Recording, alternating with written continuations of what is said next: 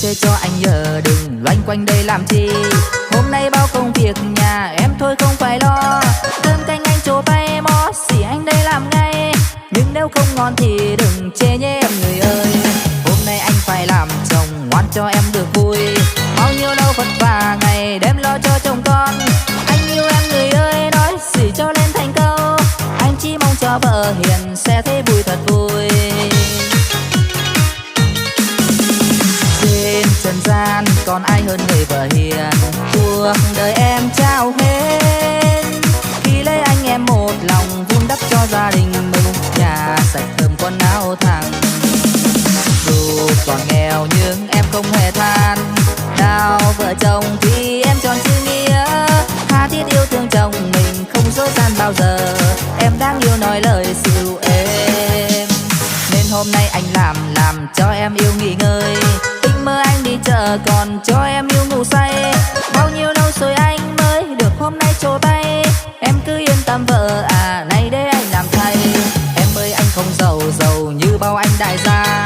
Mua cho nhau giấy tiền rồi xét tay ga đời cao. Nâng trên tay cành hoa để mà anh trao tặng em. Anh chúc em tươi cười và vui nhé em vợ ơi.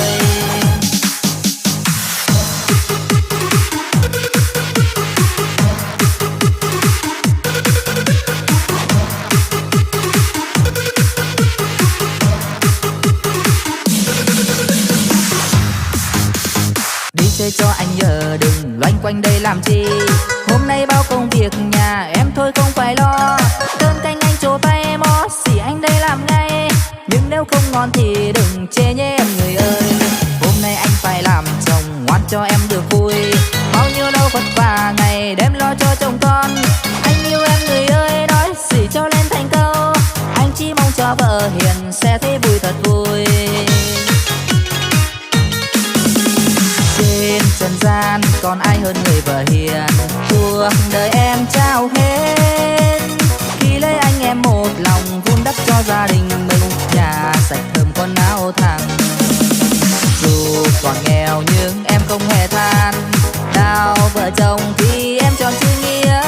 Tha thiết yêu thương chồng mình không dối gian bao giờ. Em đáng yêu nói lời dịu êm. Nên hôm nay anh làm cho em yêu nghỉ ngơi.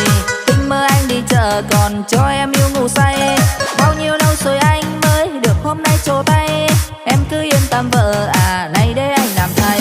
Em ơi anh không giàu như bao anh đại gia. Mua cho nhau giấy tiền rồi xét tay ga đời cao.